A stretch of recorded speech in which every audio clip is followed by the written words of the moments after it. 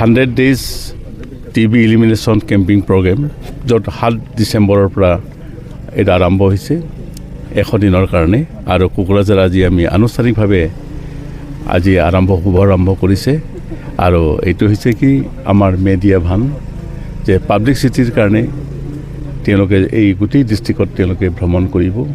আৰু বিভিন্ন কমিউনিটি লেভেলত আৰু হেল্থ এণ্ড ৱেলনেছ চেণ্টাৰ সেই লেভেলত য'ত আমাৰ আটাইতকৈ গাঁৱৰ মানুহখিনি থাকে তেওঁলোকৰ মাজত এটা এই আমাৰ IC ভানবিলাক যাব তেওঁলোকৰ লগত এৱাৰনেছ মিটিং কৰিব আৰু টিবিৰ বিষয়ে সজাগতা আনিব কাৰণ আপোনালোকে জানে যে সমগ্ৰ ভাৰতবৰ্ষ আমি 2025 চনত টিবি ইলিমিনেশ্যন কৰাৰ এটা আমাৰ কমিটমেণ্ট হৈ আছিলে ভাৰত চৰকাৰো তেনেকৈ অসম চৰকাৰো এটা কমিটেড হৈ আছে যে আমি 2025 চনৰ ভিতৰত টিবি ইলিমিনেট কৰিম আৰু তেনেকৈ আমি আশা কৰোঁ গোটেই পৃথিৱী ভাৰতবৰ্ষৰ লগতে গোটেই গোটেই বিশ্বই টিবি ইলিমিনেট হ'ব বুলি আমি খুব আশাবাদী আৰু তাৰ কাৰণে বিভিন্ন ধৰণৰ কাৰ্য ব্যৱস্থা চৰকাৰে লৈছে যেনেকৈ আমাৰ বহুত দিন আগতে যদি ভাবা যায় এটা ডাঙৰ এটা আমাৰ অৱস্থা খুব বেয়া আছিলে য'ত আমি টিবি স্ক্ৰিনিং কৰাৰ কাৰণে টিবি ডায়গনচিছ কৰাৰ কাৰণে আমাৰ মানুহৰ অৰ্থৰ প্ৰয়োজন হৈছিলে এতিয়া বিনা পইচাত আমাৰ টিবি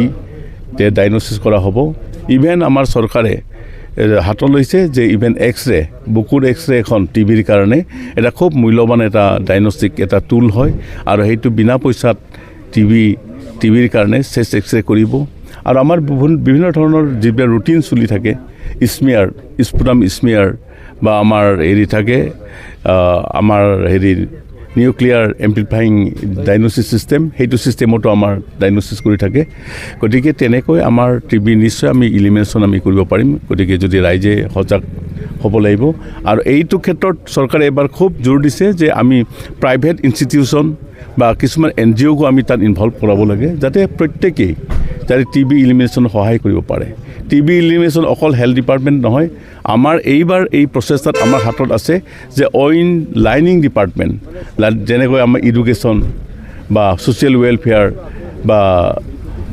পাব্লিক হেল্থ ইঞ্জিনিয়াৰ গোটেই ডিপাৰ্টমেণ্টবিলাক আমাৰ লগত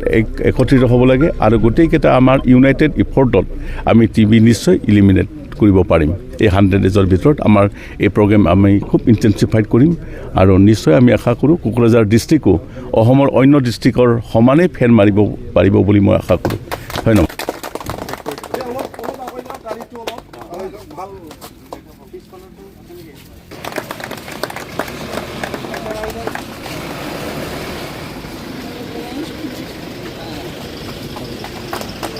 टीबी हारेगा